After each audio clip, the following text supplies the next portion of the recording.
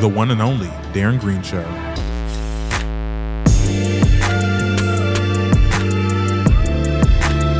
Hello and welcome again to the Darren Green Show, your weekly dose of pop culture news, music, social media gossip, and reality TV. Leave your thoughts in the comments. I cannot stress this enough. We have got to impact those algorithms. We did it really well last Monday's episode. Thank you so much. Okay. Good for you. Good for all of you. Okay. Thank you, Nikki. Comment. Okay. Just comment. And also, if you are not already subscribed to the channel by now, girl, what are we doing right here? The girls, subscribe to that goddamn channel. Okay. And to the audio listeners, hey, be sure to leave a rate and review. We love those. Make sure you're following and subscribing and all that other stuff wherever you listen to your podcast. Every time I get on here, I bring up a new podcast. You know that podcast site that I said closed down a long time ago? It was called Radio Podcast or Public Radio. It was Radio Podcast Radio. I forgot what it was called, chap. No, I forgot again. I thought I had it, but I forgot it. Anyway, so there was a commenter that said that I do a really good show, but I talk too much on this podcast, a medium where you literally have to talk for a long period of time. Okay, I talk too much. So for the time being for this show, to make sure you are getting a stellar episode, I'm going to refrain from talking, and hopefully the topics get talked about on the show today. Okay, let's go.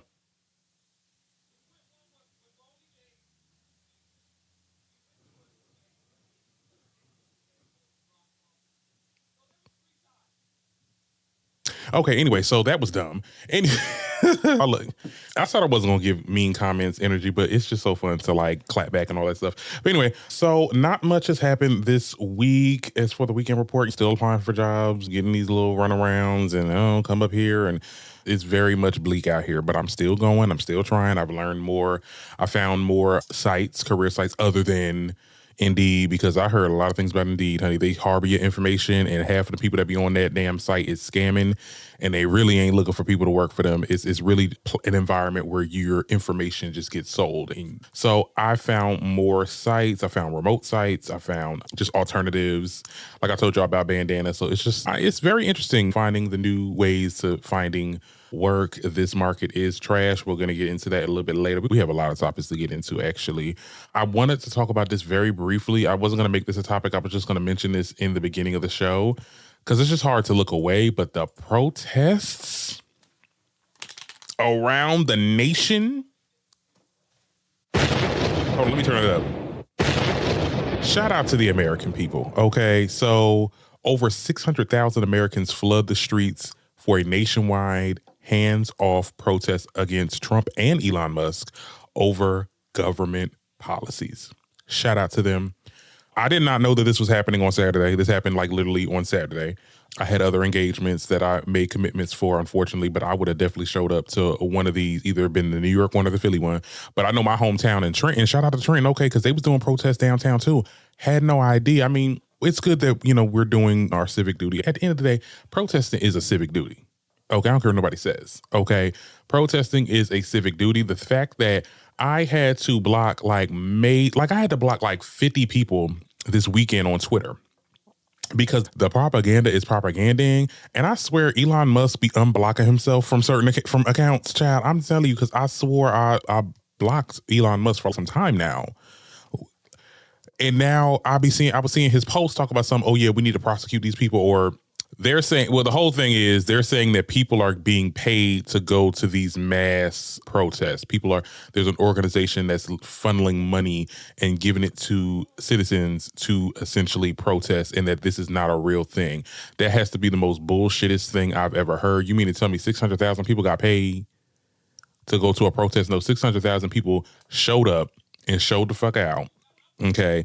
Because the way this country is being ran is not being run correctly. We got people that lost their federal jobs. We got people that lost benefits. We got people that they're losing. You get what I'm saying? They're showing up to these places to protest. And the fact that there are already reports of people getting handcuffed, prosecuted by police officers, I find that so freaking funny. How you can vandalize Capitol Hill as a white person. Let's be very clear. You can vandalize Capitol Hill. You can break into the people's offices and mess up Nancy Pelosi's office and threaten to kill her and all this other stuff. but you can't do a protest. You can't do a peaceful protest because I have not seen anything. I have not seen any riots. I've just seen people with picket signs making their speeches and so what and what have you. So I think that it's very disingenuous that even Elon Musk and all of the people that are on Twitter, and I'm pretty sure Twitter is giving them like the highlights, that they're making them big in the algorithms because, first of all, I have plenty burner accounts on Twitter. I had to block them from my burner accounts. I'm like, yo, I'm not on here for that. Look, I'm be honest. I'm not on there for that. Okay? It was so annoying. It was so annoying this weekend. Child, you're not convincing nobody. And if there's anybody I get it if you're rich. Like, I almost respect it if you're rich. Yeah, you want to preserve your money. You get what I'm saying? You want to preserve whatever they got going on because it's benefiting you. But to you brokies that are sitting there sucking on Trump and Elon's trying to oh my goodness, no, he's saving this. They're not. We're in hell. I don't care how you dice it, how you slice it. We are in hell. No, this country's on fire. Okay, we about to get a trade wars happening. Girl, Sheen about to be like $50 a piece. Girl, you get a shirt for $50. Girl, eggs about to go up, about to skyrocket groceries, and he over here talk about, oh my goodness, groceries. It's a really good name. I love the name of groceries. He not running the country. Elon is. Elon and a lot of these other billionaires. Let's be very clear on that. And these people are protesting it, and they have every right to protest. I don't like the idea that they're really pushing the envelope when it comes to no protesting in here. This is literally have become like, we are under dictatorship, honey. This is some fascist regime or something. Girl, Christian nationalism, girl. It's a lot going on in this world, child. But look, I talked too much on this intro. I'm going to give you guys a show. We got a lot to talk about. I want to talk about Keke Palmer and how she's getting backlash over doing a interview with Jonathan Majors. Okay. We also have to talk about Kanye West and how the wifey Bianca Sensory is out, honey. She is running for the hills. Doja Cat claps back at radio hosts questioning her place in hip hop. And also, we got to talk about Baddies and how allegedly they said it's canceled or whatever. All that more coming up on the Darren Green Show, okay? All right, now let's get into our first topic. I do want to talk about Keke Palmer. I find it so funny that I was trying to find like a little photo op thing or a post about this. Nobody's talking about this. I just got a random picture of the Keke Palmer because just for visuals and stuff like that, let me give you guys my thoughts. Now, okay, I'm going to read this article from Hot 97 and I'm going to give you guys my thoughts. It said that Keke Palmer may be the internet's favorite cousin, but it looks like there's about to be some infighting thanks to a rumor that a new interview is happening with her and Jonathan Majors. Now, the speculation started when Pop Crave posted about the upcoming episode, though neither Palmer nor Majors officially confirmed it since the announcement came as April Fool's. Some questioned the legitimacy of it, but the episode later appeared on the podcast official page, seemingly confirming the news, okay? Now, the reaction online was immediate and divided. Some fans didn't see the issue with Majors appearing on the podcast, arguing that anyone who disapproves could simply ignore the episode. Others, however, were outraged, pointing to Majors' recent conviction and questioning why Keke Palmer, who has spoken about her experience with domestic violence, who offered him a platform, critiques also resurfaced past comments she made defending controversial figures, further fueling the backlash. Social media erupted, okay, with heated debates, with many slamming Palmer for aligning herself with Majors. She brought up Michael B. Jordan's previous public support of the actor, questioning why celebrities continue to stand by him despite his legal troubles. Others referenced Palmer's own past struggles, arguing that her decision was particularly disappointing, given her history.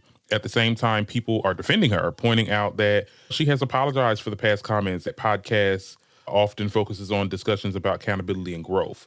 They also noted that other public figures have been forgiven for their missteps, calling out inconsistencies in how people react to different situations. Now, as the debate continues to uphold, Palmer has yet to address the controversies, leaving fans waiting to see if she'll respond to the criticism or move forward without any comment. Let's get into it. Okay, so here's my thoughts on it, because a lot of people are dragging Keke Palmer, rightfully so. Look, I give Keke so many. I love me some Keke Palmer. Okay, I think I love the girl. Still love the girl, even though she be doing some bird shit. Sometimes people do bird shit. Okay, it's if you're a bird, you know what I'm saying. But I love this. The bird I love. Okay, I love birds. Look, I think it's weird though that you had your dealing with DV with your baby father very recently, And a lot of people dragged you for taking him back. At the end of the day, you have to co-parent. You have to co-parent. There's no such thing of you guys not co-parenting. So eventually y'all would have had to sat down and talk things out. I mean, we did see that video of him throwing you across the room. I mean, some people were still looking at you sideways. I was still, you know what? Keke Palmer is just trying to be neutral. They have a child and she wants the child, both parents, to be in the child's life. So I think that's what it was. I didn't have a problem with you with that. But then when we look back a little bit further, you had your conversation with Trey Songz and how he sexually intimidated you. Like, those claims came out back in the day, and it just makes the viewer question your psyche a little bit, because it's just like you had all these dealings and you are having an abuser that didn't have nothing to do with you. I mean, you didn't get abused by this person, so I guess it doesn't matter as long as it was not done to you. You're having this conversation with this person when you know this person is using Black women to come back into Hollywood and to be in the good graces with the general public again. It just does not make any sense. And then to label the episode name, right? You wanted to say, have a conversation about accountability. That's where I'm like, okay, I just don't see a conversation happening about accountability on this episode. Keke Palmer is very nice. She's very nice. She does not give it up. And when I say give it up, I mean asking them heavy-hitting, hard questions. I don't see her pushing the envelope if we're going to have a conversation about accountability. You get what I'm saying? Are we gonna talk about the audio a little bit more? Because he did talk about this on Complex. The interviewer for Complex asked him a question and he just talked about something else. The interviewer didn't really push the issue. I don't see Keke Palmer pushing the issue. Remember, Keke Palmer is also a celebrity. I don't trust celebrities doing content like this. I don't trust celebrities being like a Barbara Walters. You get what I'm saying? Or 60 Minutes or something like that. Like, you're not going to ask the questions. Had there been a celebrity back in Whitney Houston days, remember that girl? I forgot that white girl named girl that did that damn interview and she showed pictures of Whitney Houston being like looking real skinny and pale. She's like, this doesn't look normal. Do you see this? Most iconic interviews of all time. Nobody would do it. It would not be happening nowadays, okay? Because we got these celebrities running these damn podcasts and they being nice and friendly with their celebrity peers. Let's be very clear on that. And I see this as a fluff piece. I seriously see this as a fluff piece. Now, I'm going to watch it. Am I going to watch it? I'm just going to watch some clips. You know what I'm saying? Like, I'm going to watch some clips. I might watch a good sector of it or whatever, because I know that this is going to be like 80% like promotion of the movie that he's doing for Zeus and promotion to what he got going on and talking about him getting married to Miss Megan Good, honey. And just going to be like 20% on, okay, yeah, let's talk about this little white girl that I beat up or whatever back in the day. Okay, yeah, whatever. I don't see this happening. I don't see this being anything of good content, okay? Now, if she does come with the heavy-hitting questions, I will be corrected, and I will come back on here because we probably going to talk about this once the episode drops on Tuesday. I will be like, you know what? She ate that. She did that. I'll take back everything I said, but I just don't see it. This is just going to be another PR interview, the same one that he did for Sherry Shepherd and the same one that he did for Complex, and the same situation with this marriage announcement to Megan Good, his biggest PR. Megan Good is the PR president. Okay, let's be very clear of Jonathan Majors. But my thing is this also too, are we surprised? Are we surprised that Keke Palmer is, a lot of people calling her pick-me. I say this to people all the time. Every time I say this, people don't believe me, so I believe y'all not going to believe me either, but I'm going to say it anyway. Keke Palmer is that type of pick-me, right? There's two types. I feel like there's two types of pick-me's.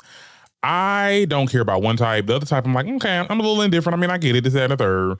You got your types that's your pearls. Okay, that's the girls that come for other women saying that this is why you ain't got a man and this is why you're lonely and this is why and you show your ass, and like a Sherry Shepherd vibes, and very judgmental to the younger generation of women or the women that choose to show their body and stuff like that. Like very, I would say, anti-feminist and more pro, like they're male-centered to the point where it's just, I don't hang out with girls. Like I only hang out with guys because girls are too drunk. That's the type of pick-me. You know what I'm saying? That's the ones I don't like.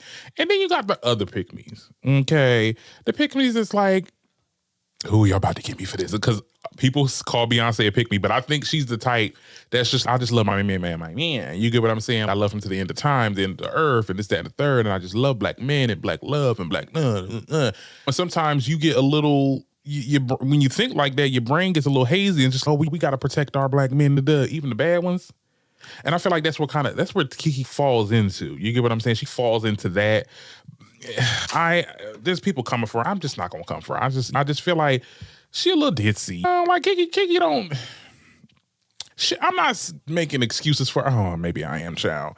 But I'm just saying she's just not that girl. Like, she's definitely go with the flow, love on black men to the end of time, no matter what.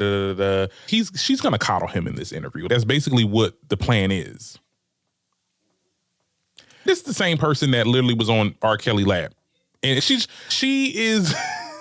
I guess when they were collaborating with us, Keke Palmer is not socially aware of things. That's why I find it very just like surprising that she would even get into this podcasting business, but she ain't doing a lot of movies and stuff like that. They don't be casting black people a lot, so you got to pivot into other networks and stuff like that. But she's always been a child star. She's been a child star her entire life. Like, I remember her when she was on Akil and the Bee. I remember her when she was on the Medea movies, okay? Like, she is not socially aware. She's in this bubble. She does not know. She probably won't even know about that damn tape. The same thing I said about Sherry Shepherd, child. It's not that I'm just giving her excuses or anything like that. It's just that she just does not know any better. And at the end of the day, the economy is trash. And you would do it too for a check. Stop playing, child. You would do it too for a check. I wouldn't do it because not Jonathan Majors, child. That's the last person I would. Like, it just as a marketing person, you know that Jonathan Majors is probably not, like, he's been Zeus Network-ified. He's been shunned by Hollywood. I wouldn't have this interview because if it goes south, then they blame you, and then they're like, see, you had this abuser on. I wouldn't even go to the trouble of doing that. Let's be very clear, because I saw this theory on TikTok. Jonathan Majors is loved by somebody or some people, some higher ups, some powers that be, some people that's behind the scenes.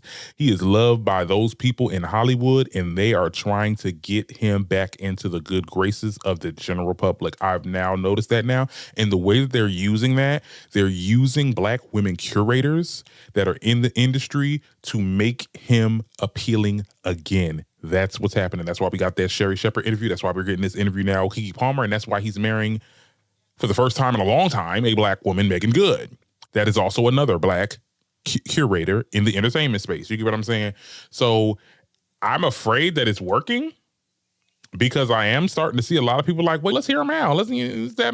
Look, I think that people make mistakes and stuff like that, but there is also other reports that he has anger issues. You get what I'm saying? He's not a cool dude.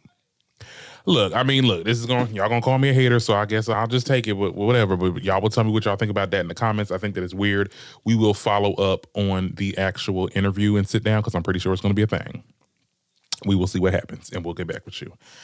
Other than that, we can talk about Kanye West, child, because Kanye West has been going through it, okay? Do I have a little video? I don't have, oh yeah, I do. Girl, he's been going at it. So apparently Bianca Sensory has split from Kanye West, and he is desperately wanting her back. In a new song titled Bianca, his lyrics make it appear his wife had left him over social media rants, over him voicing his support for the NAZIS and the Mustache Man. Okay, on a track, Ye raps, my baby ran away, but first she tried to get me committed, not going to the hospital because I'm not sick, I just don't get it. Ye reveals that he became aware of Bianca taking the car and trying to skedaddle, and he has a tracking device inside the Maybach app or whatever. When you got a Maybach, there's a tracking device, child. Okay. He calls her a bitch. There's just a lot going on. Now, we got all this because he did an interview with Academics, child. Do I have a little bit of the footage, child? He over here, no, I don't got the footage. But he's over here in a black KKK outfit situation. And pretty much, I don't want to talk about the interview too much because it's like at the end of the day, it's very much the same. It's FJZ. I should have never had babies with Kim. Talking about his kids and stuff like that. And then just imagine being Kanye West's child now and waking up to hearing that, oh, I should have never had kids with this person. That's something to wake up to, child. That's crazy in itself, but just all the other stuff that he was just talking about, and the fact that he did this in a damn KKK outfit, I wouldn't, like, as Academics, and I get Academics, he trying to, look, it's an A-lister, I'm going to have him on my show, and I'm going to have this moment, and everybody's going to talk about me for the next couple weeks. Congratulations, you did it. Everybody's talking about you, but, at the end of the day, Nobody's really talking about academics. People are just talking about Kanye and how much of a damn fool he looks.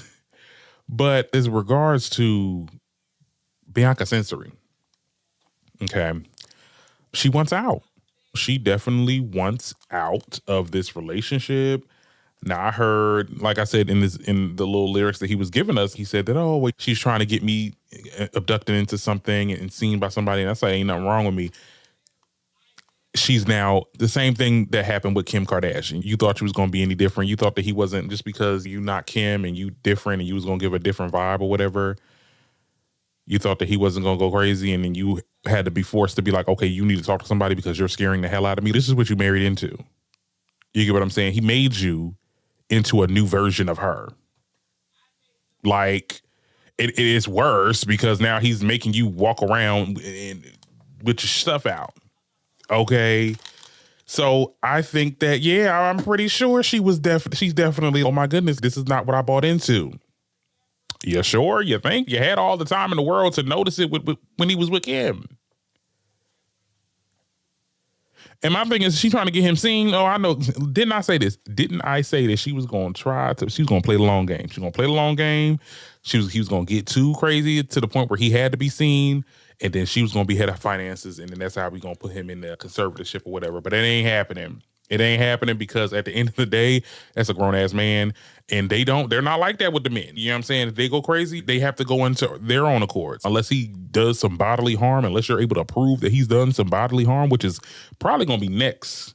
That's probably the next thing, because what more can he do at this point, right? But until then, honey, you going to be his wife and playing these stupid damn games. Okay? It really is nothing else to say. Everything he's, like I said, with the whole interview with academics, he's said the same thing that he's been saying for the longest.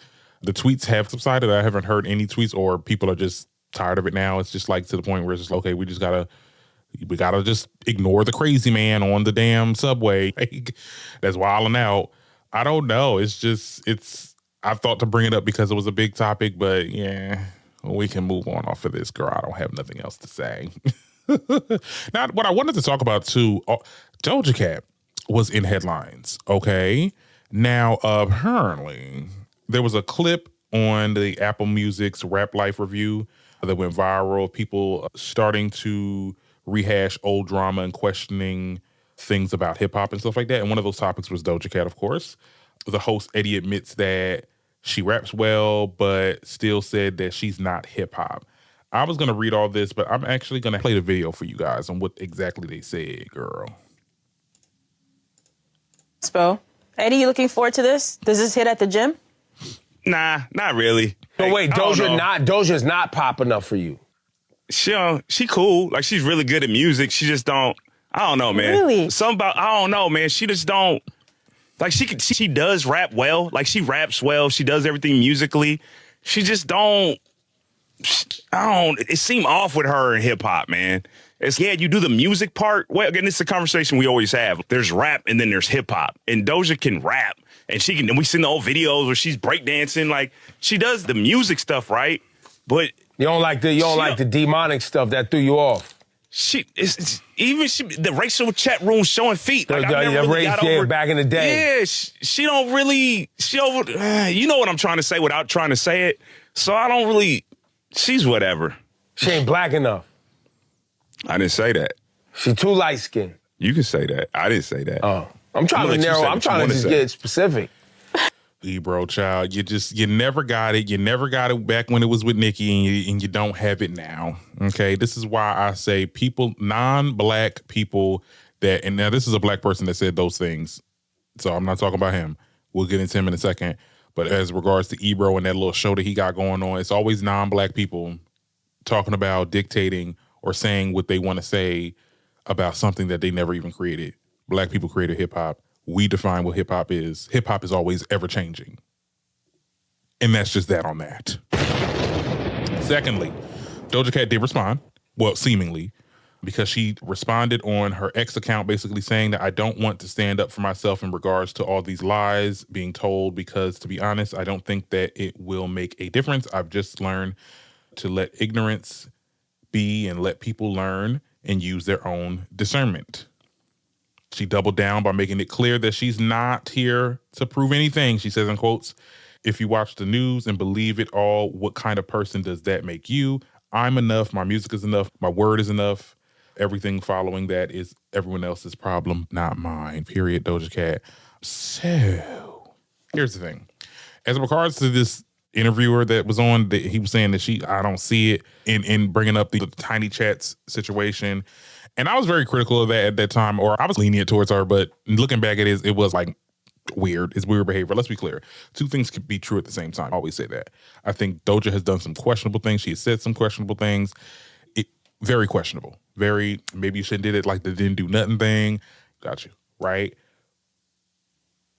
But also at the same time, Doja Cat is a hip hop artist. Like, Doja is hip hop. I don't care what none of these non-black creators or curators have to say about it. But see, I had to remember, y'all did the same thing to Nicki. This specific person, Ebro, because we were seeing you throw in them little things like, oh, you don't like the demonic stuff, you don't like the she not black enough. Like he was feeding him like reasons as to why Doja Cat is not hip hop. Y'all did the same thing when you was with Peter Rosenberg in that damn radio show. You still got the radio show, whatever. But like you and Peter Rosenberg tried to sit there and say that Nicki was pop because she did Starships and said y'all wasn't going to promote that music or that album because it was pop or whatever, this, that, and the third. Y'all do the same thing. Y'all never do this to anybody else that goes outside of rap. But let's be very clear. Like there's been male rappers that have been on pop songs before. You get what I'm saying? But y'all had an issue with Nicki because she did a little pop. She did a little pop album and ain't never come back. Y'all done bullied this girl into going back into hip hop and then she'll never return. She don't even want to perform her old songs no more. So I think that it's like a guilt to submission because I see a lot of people will sit there, oh my God, this person's not hip hop because they did pop, and they want to show their hip hop chops and revert back to hip hop and not go and be like the versatile artists that we know that they are, like a Doja Cat. I definitely feel like with Doja Cat's album with Scarlett, like it definitely gave, I want to be known as hip hop and I don't want to be known as the pop girl no more because I hate pop music. And I'm like, girl, but that's where you thrived at, your versatility. No, it's people like Ebro and a lot of these people, these non-black curators half the time, that be saying what is hip hop and what is not. Hip hop could be whatever it wants to be. Hip hop evolves. Hip hop has evolved. Because if there could be so much, everybody ain't got a problem with this damn drill shit. But at the end of the day, drill is necessary. I think that everyone has the right to make drill music. No one should be ridiculed. Nobody's hip hop card should be taken because they get into drill music. I don't like it, but that don't mean, look, I ain't gonna yuck nobody else's yum. Same thing with these people that want to be versatile. This girl raps circles around a lot of these new girls and a lot of these old girls and a lot of these niggas. Okay? She is hip hop. I feel like people in hip hop, they kind of get frozen in time and they get boxed, especially with black artists in general. And yes, Doja Cat is still black. Okay, she may be mixed, but she color woman, honey. She's a bit black. Okay, I should say. They get pushed in this box, and anytime they want to get out of the box or kind of, okay, well, this time I want to go here and want to go in this direction, it's okay, well, you can never go back here because you're no longer this. No, you can be versatile. Everybody else, every other non-black person could be as versatile as they want to. Justin Bieber could do a whole R&B album. Allegedly, that last album was R&B. But can go right back to pop and nobody said nothing. Nobody's saying nothing. They get BET awards and everything. Let's be very clear on that.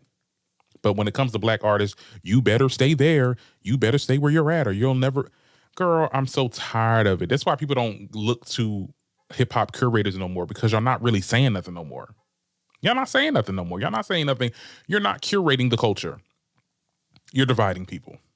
I don't even know where the conversation came from. And then the whole demonic aspect of it, when Ebro tried to sit there, oh, you don't like her doing that demonic stuff.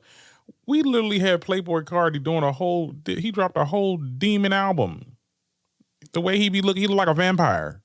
Nobody got a problem with that. That's like, they saying that's the best rap album of the year so far. But General Public has an issue with, she doing too much. Because I hated that too. I hated she got a little bit of backlash because of her little demon-inspired music, like with the Paint the Town Red and then her actual demon song. Don't act like she ain't the only one to be doing that stuff. Like, girl, art is subjective, girl. Anyway, y'all better stop playing with her, child. Tell me what y'all think about that in the comments, so we can move on off of that. Let's get into some reality TV, because in reality TV, some things are happening, okay? Now, first, I want to talk about Baddies, because, girl, as you can see here sorry for the audio listeners, but there is a visual that I'm showing you guys of Natalie Nunn and Lemuel Plummer, the CEO of the Zeus Network. They're getting into it. Okay. She's over here screaming. She's basically saying, I got stuff on you and you holding me hostage and you got securities and these other girls trying to get at me and this, that, and the third. It was a whole thing that happened a couple of days ago. Now, the story behind this, because I'm trying to follow it as much as I can, but they're saying that Lemmy and Natalie are not getting along, and this is happening during the taping for Baddies Africa. Well, I heard that Stunna Girl, you all know, that Stunna Girl was slated to have a short appearance on this show. Well, apparently they started the taping in Atlanta. You know how they like to do on Baddies. They be like, okay, so we're gonna start here. We're gonna get the gang together, and then we're gonna take this flight to Africa. They never start in the country. Like they work into the new city that they're going to be wreaking havoc on, right? So they taped in Atlanta, and apparently one of the cast members, I don't know these girls' names by heart, so I'm not even gonna try to name the girl, but one of the cast members had brought 10 people to jump Stunna Girl. Okay. And it will be shown in the beginning of that season if they ever do drop the season, because I'm hearing that it's getting canceled. The girl at this point is not taping anymore. Like, she was only there for that little thing. And then apparently she felt like she was definitely set up. Like, somebody set her up, this, that, and the third. People was speculating that Natalie had something to do with it. Okay. Or Natalie allowed this to happen. Because the girl, how a newbie, and if I'm not mistaken, this girl was a newbie that brought these 10 girls. How y'all bring 10 people up to a spot to jump Stunna Girl? I don't like Stunna Girl like that. I think she's very like aggravating and problematic and stuff like that. But at the end of the day, like this person brought 10 people. And I'm not even just saying women. Like apparently this person brought 10 people, 10 like men and women. Okay, you order men to fight a girl. That's crazy. But they speculated that Natalie had something to do with it, or she initiated or allowed this to happen. And that's where the drama ensued, because Natalie and Lemmy got into it, because I believe that Natalie thinks that, and there's another speculation that Lemmy was the one that allowed the 10 people to come on and basically do what they did to Stunna Girl. Because if you remember, and I found it so weird, because I talked about it on the last episode, what the hell is Stunna Girl doing back on the show? Didn't she allege that there was some type of malpractice going on in this show, and she was coming for Lemmy and everybody? So it makes sense that Lemmy probably was the one that kind of initiated it, just to get a get back or whatever. Like, oh, you talked about me. All right, I'm going to invite you to this thing thinking that we good, and I'm really going to get you. I think Lemmy had something to do with it, and Natalie knows that Lemmy had something to do with it, and Natalie is getting the shit for it, and now she's coming at him, and that's what you're seeing on this video right here. If I'm not mistaken, please correct me if I'm wrong, but I think that's really what the story was. Well, in recent news, because we got to talk about this too, there was a video that was made after that, and Lemmy is taking videos of Natalie saying, "Oh, are you hostage or what?" Like they seem to have talked it out, apparently. But all over TikTok, people was talking about, "Oh my God, Baddies is canceled. Baddies is canceled. Baddies is canceled." Girl, get your facts straight. Okay, I don't think Baddies is canceled. I think that there is a shift in their dynamic. I definitely feel like there's trouble in paradise, and the longer they do this taping, the more of that is going to come out, if I'm not mistaken, child. I definitely feel like they got some bad blood. The fact that Natalie was in that video talking about, I got stuff on you that you don't want out. And we already know that Luminaful, because that's what I'm calling him, Luminaful, for the rest of the damn podcast, he's getting into legal troubles and other things. And I heard a little bit of trafficking going on in there. I heard about stuff like that's going on with these girls that are coming on to these shows. They coming onto these shows as low, and I'm not talking about the elites on there like a Natalie or a Jocelyn or something like that. I'm talking about the cast members, girl, that's getting paid peanuts. What else they doing? What else is going on? You know, it's a lot going on. It is a lot going on over there in the Baddies and Zeus Network channel. Like I said before, this is the start of the end. Eventually, they are going to go out bad. And I just wonder, like, this relationship that Lemmy and Natalie has, it's very thin thread. It's one more situation, Natalie gonna sing for the hills, because Natalie ain't gonna get in trouble for that. And I believe Natalie be doing shit too. Like, she's definitely the madame or something, like, or she's Remember that old movie where that girl was like, now sit down. All of you hoes work for me. Like, it's given very much that. She's definitely given that, like, the madame or whatever. Like, it's some twisted and dark-sided things that's happened over there at the Zeus Network, and it's going to come to the light, as things always do. You can't play sloppy like this. And that's the thing. Like, this company is very sloppy. A lot of the information is out for the public. I mean, a lot of these people, I mean, they've gotten sued left and right. You have not, there's a paper trail of information and receipts if you're not paying people that worked for you, that did stuff for you. You be sloppy, and it's gonna come back to bite you. It's gonna come back to bite your ass, okay? And I'm here to see it. All right, girl. And everybody's, oh my God, I'm still gonna watch. Go ahead, girl, for now. And you know what I think, though, when it comes to baddies? I think it really, and I hate to say it, and I knock on wood because I don't want to see this happen. I don't want it to happen, but it's gonna take somebody getting killed, like during taping, for people to start taking like serious action against this company. Like, we've already got somebody that brought up a BB gun. People got shot. And I feel like I literally said this before. Somebody's going to bring a gun to production now. Somebody brought a gun. What's going to be the next thing? Somebody's going to die. Somebody is going to be killed on this show. And that's where we're going to get the ball rolling, and things is going to be looking down for the Zeus Network and Illumina Full and Natalie, because Natalie's in that too. She's definitely, the fact that they did this damn freaking PR video talk about something. Oh, well, Natalie, are you holding hostage? Are you hostage? Are you a hostage? Like, girl, and Saucy Santana in the background, girl. It's a lot of mess going on over there, child. It's a lot of mess going on over there, child. Now, let's get into more topics in the reality TV space. So, Housewives of Atlanta is happening. By the time this episode comes out, the episode had already dropped because I'm dropping this on a Monday, of course.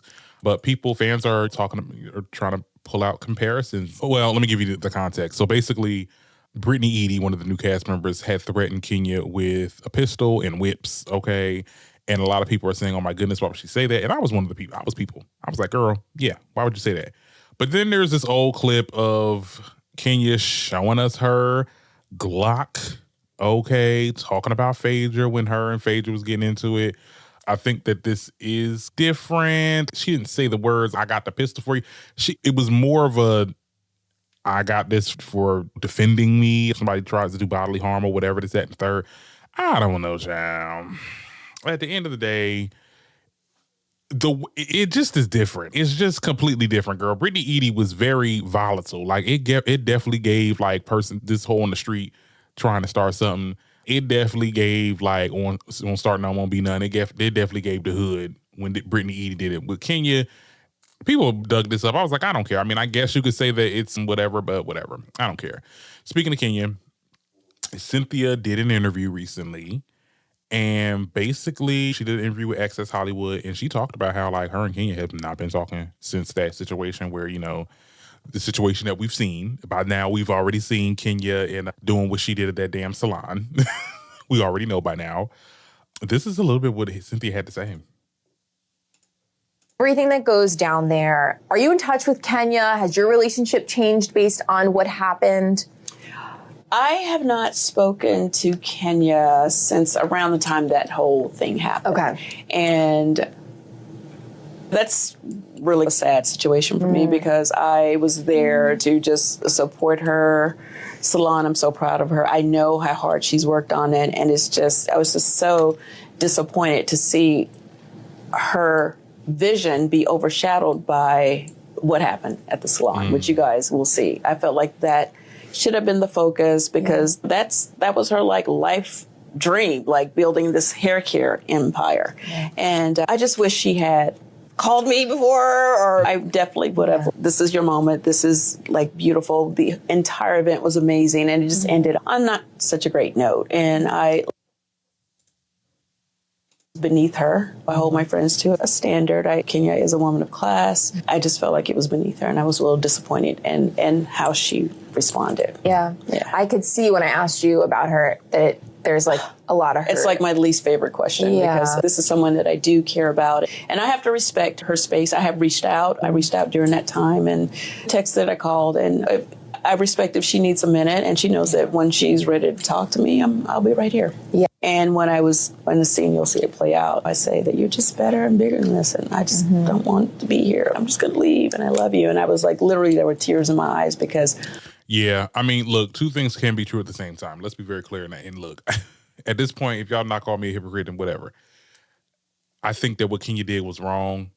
What Brittany Edie said was wrong. Two things can be true. Brittany Edie, you do not have the right to be threatening gun violence on somebody. But Kenya, also, revenge porn is a real thing, and that's something that you do not get into. It's like you brought a gun to a knife fight. And like Nene said, child, Cynthia goes wherever the wind blows. Partly, she's trying to be good graces with this damn show. So she was not going to mess with you, and that's probably why you're not talking to her, because you felt like she picked a side by staying on the show and interacting with these girls. But also, you did this. Like, I just want to get into Kenya's head. Like, so many other shady things that were not this at this magnitude, right? That you could have went through. You could have actually just kicked the girl out, like you was about to invite her in, and be like, actually, I'm gonna kick you out. That would have been sickening. But you chose to do illegal shit. And it's gonna play out how it's gonna play out. I still don't think that you should have gotten fired. I think there should have been a longer conversation had for her to get suspended on the show. We want to see that that would have been like the main topic of this season. It could have really catapulted the season to new heights. But, you know, they made the decision to let you go, and that's just what happens. And it really puts a dapper on your business, because this is how it started. This was the inception of your damn salon, like showing this girl Punani on flashcards, on major flash. It's just sickening. But Kenya, girl, it is what it is. I guess we can move on to our next topic. Now, I got a couple hoo chows. Because I didn't want to make this a big topic, but girl, why did Terrence Howard say Diddy tried to fuck him? Well, here's the thing. Terrence Howard gave a glimpse into what he said was the dark side of Hollywood. And one example he used was his personal experience with Diddy. The film and TV actor recently goes on as a guest at the Patrick D. David's PBD podcast, where he claimed that he was targeted by Diddy for sex under the guise of acting coaching. Okay, here's what he had to say. Me for weeks, asking me to come and teach him he wanted me to be his acting coach for a while. Go there and he's sitting around just looking. I'm like, okay, what's the material you want to work on? He's just looking at me. Then next thing you know, okay, hey, will you help me? I want to hear your music. So I come over there and I play the music, and he's sitting there just looking at me, like waiting. Okay. So then my assistant was like, he wants to hang out with you next week. And I was like, for what? I think he's trying to fuck you. That's what my assistant said. And I was like, oh, okay. Now I get it. So now no more communication. Now to be hands off with somebody. A number of producers come in and make the approach, and you threaten to punch them in the mouth, or threaten to knock their head off for talking to you or looking at you like you're a woman. When you approach a real man about his masculinity, you're going to get a real reaction back. Puffy invited. Okay. Oh, girl. Yeah. I don't have much of thought. I thought this was very odd. All of a sudden, I am inclined, like, at the end of the day, Diddy's a weird dude. Diddy needs to be in jail. He needs all the things under the sun. It's just every day it's a new person, girl. He tried to mess with everybody. I'm like, damn, I didn't even think Terrence Howard was your type. Because he got a type. He like, I'm young, wild, and turned, child. Young, wild, and turned. So I'm just wondering, when did he when was this proposition, child? Was this back in the 90s or early 2000s? It's weird, Holly weird. I can't get into it, child. Now we got another hoo child. And this is more of a serious one, right? Because I know you guys have been talking about, or I've been seeing a lot of people talking about this stabbing with this high school athlete. I believe this was... Well, they said more information is starting to come out in regarding to the stabbing of the 17-year-old athlete, Austin Metcalf, by the 16-year-old Carmelo Anthony. Now, Carmelo Anthony, they said they got into an altercation, and there has been reports and witnesses that corroborate the fact that the boy that got stabbed, okay, was the aggressor, and apparently the person that stabbed him, this Anthony guy, the Anthony boy, he was acting in self-defense. I'm gonna play this little news clip just to make sure everything is like factual and stuff like that, just because the news is the news. So here's what was said. New court documents revealing how Austin Metcalf was stabbed to death at a track meet in Frisco. Police say another teenager had fresh blood on his finger when they found him at Kirkendall Stadium. The affidavit shows that when officers arrived, Carmelo Anthony told them he got into an argument with Metcalf. And when the arresting officer said he had the alleged suspect in custody, Anthony replied, "I'm not alleged. I did it." But Anthony told officers he only acted in self-defense and asked them if Metcalf was okay. Several witnesses paint a different picture, and Metcalf's father told Matt Howerton he is not buying the excuse. I had a dream last night,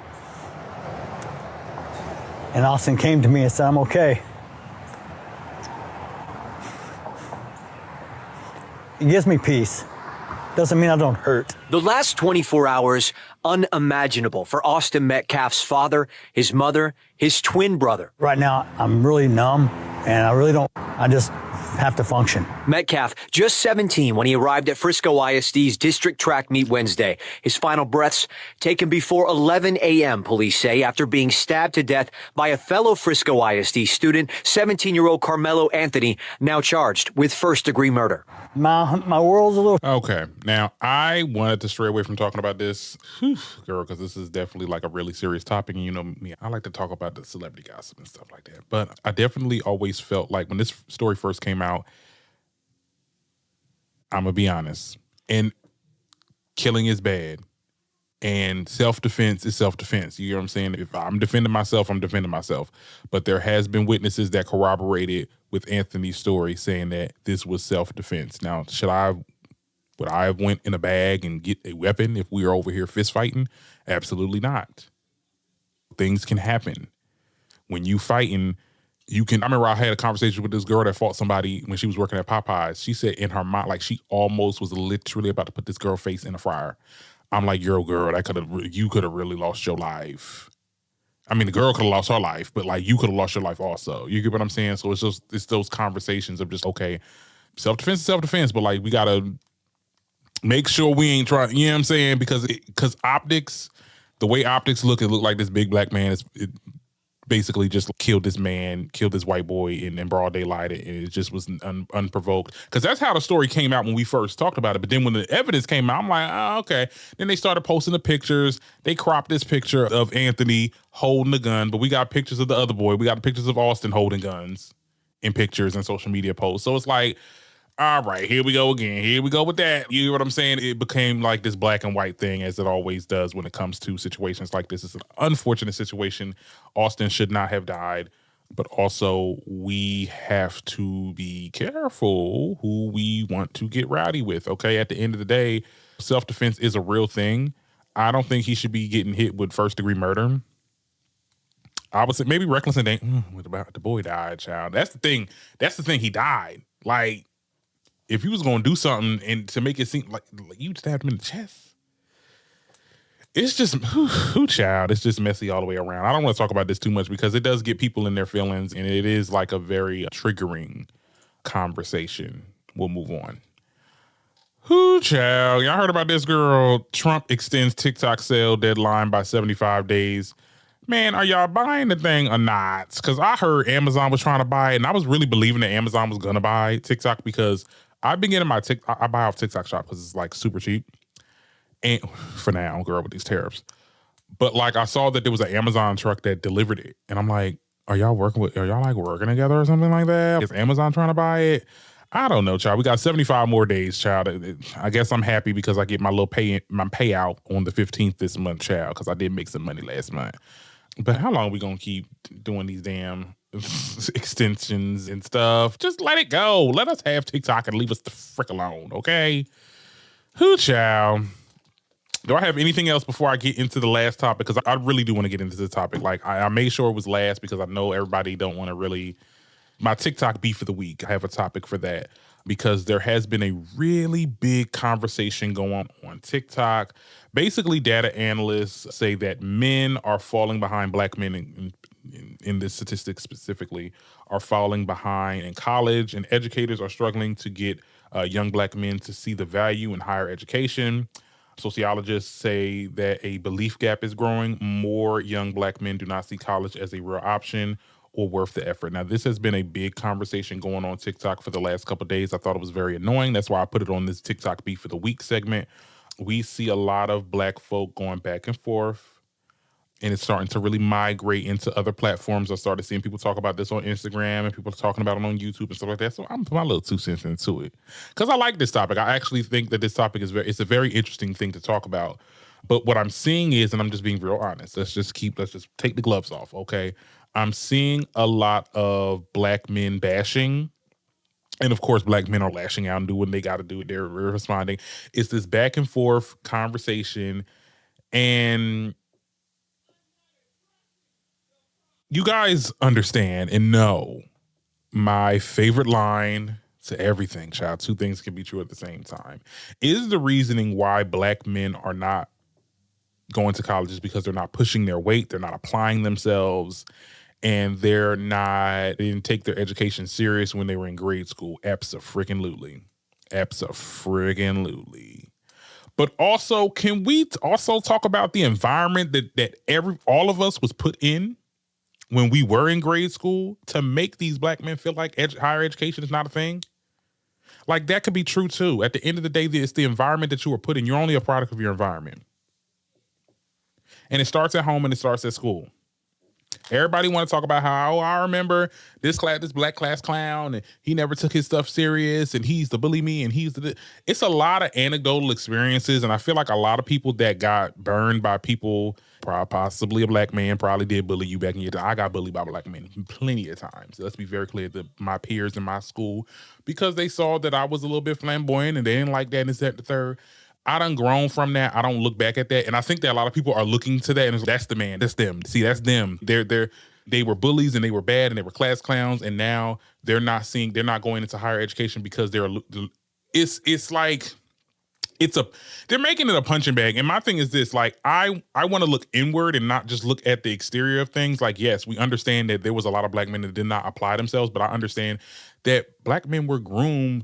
You either gonna do trade or you're going to try to do sports. You get what I'm saying? And that was pushed on them. And they never saw college as a way out, because when you look at things, college is, and I can say this because I have a degree. You get what I'm saying? I went to college. I did the 4 year. Actually, I did 5 years because I transferred and I had to be a freshman again.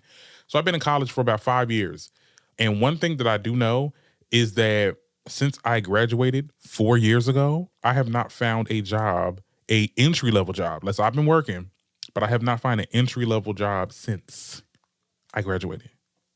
People are looking at that. People are looking at the fact that, everybody wants to put out statistics. Oh, Black men are not going to college. Let's talk about the statistics of Black men in the workforce, because that's a real statistic that you can look up.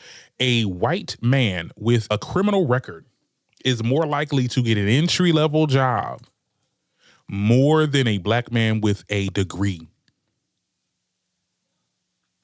And that's like, nobody wants to talk about that though. That's a real statistic that you can actually look up. Like, I actually saw it myself. Again, it was .org, honey, not .com. So when you see that, and when you see people that actually went to college and is going out, like, before I even graduated, in the alumni that was before me, I talk to them, I speak to them, and it's, oh my God, I'm sitting here vegetating. I'm trying to find work, and work is not happening. I'm applying to these jobs. I'm applying to 50 jobs. Hell, I applied to 60 jobs last week. You get what I'm saying? It feel like I got a criminal record. It really does. Because the amount of entry-level jobs is just not there. And let's be clear about this statistic. It was only done within HBCUs, not colleges in general. Because let me be very clear, child. A lot of Black people be in PWIs. At one point, my school, New Jersey City University, I thought that was an historically Black college because there was so many Black people up in there. So I think we got to change this statistic a little bit. Like, we got to change it around. We got to make this universal and look at the Black people that's in all of the colleges, because I think that there's a big disconnect here. Yes, there's a lot of non-Black people going into these HBCUs. I think it was Howard that they said it was a lot, like there's more of a non-black consensus of students in the male department more than there are black male students. I get it. Not a lot of people are going to HBCUs no more. And I just think that people are just no longer buying into college, okay? Like I just told you, I had my degree in this, that, and the third. And yes, people are going to sit there and say, oh, well, you got a media arts degree. You got a media arts degree. Like, arts degree is not going to get you nowhere. It's not going to get you no jobs. You got to be an engineer. Try to get an engineer or IT or STEM, medical. You get what I'm saying? And I've seen examples of people that are in these actual fields and they don't get work either. Even in the medical field, you start off at $50,000. That's if you get the job. You get what I'm saying? And that's if you get the pay grade, because they're trying to lower the pay rates. And I've seen a video just now of this person that had an engineering degree. He had an engineering degree and he was a Lyft driver full time. Those are the degrees that get you there, that they're supposed to get. So my question is, what degree should I apply to? What degree should I go for if I'm going to be given a job? You get what I'm saying? It's not. The market is trash. The market is trash. It is shown time and time again that it don't really matter if you got a degree. They want experience. They want people that's already like that know people, that get people in because they got family members or they got friends in powerful places and stuff like that. You're not getting I've seen people been unemployed for 2 years, and that's scary to me because I'm unemployed right now and I need to be working. I cannot sit here and vegetate in this I start going crazy. You get what I'm saying? I think that it's a really big conversation, and I feel like we're just pointing fingers at each other. I think that we have to look into the account of people's lived experiences, and people don't have the same opportunity as others. And this whole, because people are making their little comments, they're like, that's why people need to go and trade. Look, trade ain't hitting it either. Because look, not everybody can fix air conditioners and refrigerators and shit, okay? Let's be very clear. Just like not everybody can go to college. I think that people are scared of getting into debt. And I understand like part of living and part of growing is you have to put yourself into debt to put you in a better situation. But when you're looking at these people that's getting these degrees, I'm people. You get what I'm saying? And this is not me saying I'm anti-college. Go to college if you want to, but I'm just telling you right now, it's not going to guarantee nothing. And people are seeing that. People are seeing that in real time, that a college degree, it does not guarantee nothing. It does not guarantee anything. They're starting to get at STEM. People with them STEM degrees ain't getting no job, ain't getting no work like that either. Girl, times is tough. This economy is trash. This job market is horrendous. Nobody wants to hire nobody. We're on these sites trying to find jobs. They're just selling our information. That's why I'm done with Indeed. I'm going to these other little sites that people are telling me about. No, I think people on the other side, and I say this all the time, you are on the other side of the conversation, so you don't see it. You don't see that people are struggling. This is the first time me actually defended, because let's be very clear, because people brought in the whole fact, well, what about gay men? Gay men are successful and this, that, and the third. And let's be very clear. I aspire to greatness, but I understand that this environment does not want to see me win.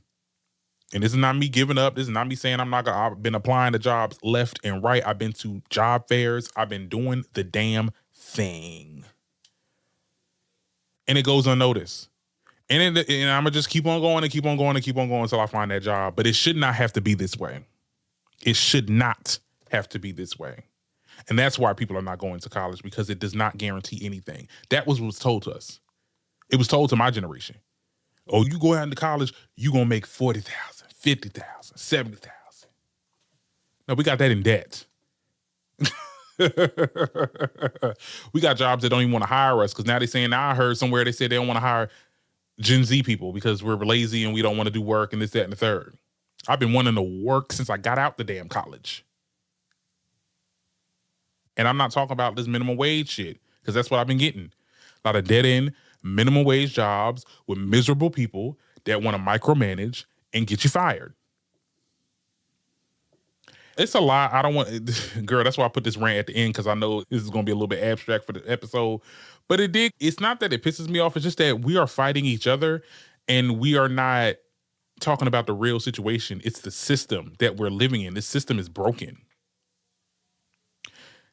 We can blame black men all you want, the ones that was class clowns, the ones that did not apply themselves, and that is a real thing. If you did not apply yourself to work hard and to work for your goals when you were younger, yes, it's gonna bite you in the ass when you get older, because you're gonna grow up and not know what you want to do, and crunch time, rent, this, groceries, prices. Like, you have to do what you have to do.